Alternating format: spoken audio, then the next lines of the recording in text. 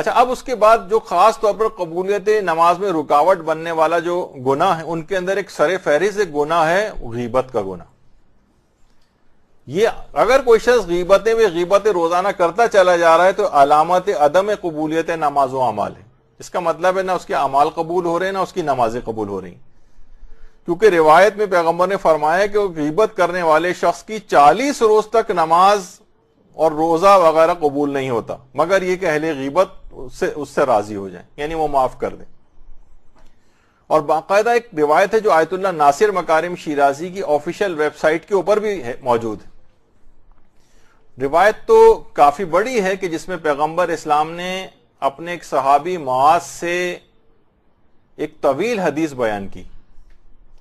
اور پیغمبر نے معاذ سے فرمایا تھا اے معاذ، آج تک اس حدیث کو کسی نبی نے بھی اپنی امت تک منتقل نہیں کیا، یعنی صرف پیغمبر کے علاوہ کسی نے منتقل نہیں کیا.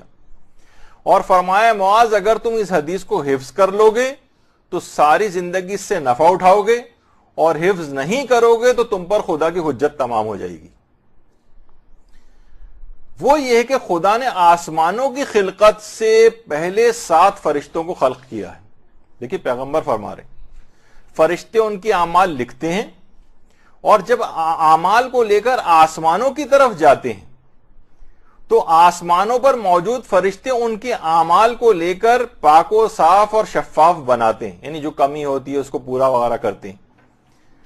لیکن آسمانوں پر موجود ایک فرشتہ کہتا ہے کہ میں غیبت جانچنے کا فرشتہ ہوں.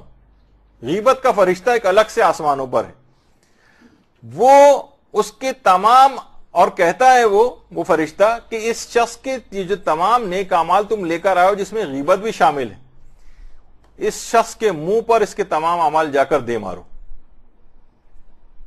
کیونکہ یہ غیبت کرتا ہے، میں اس کا کوئی عمل آگے پہنچنے نہیں دوں گا، کیونکہ اس کا حکم مجھے میرے پروردگار نے دیا ہے.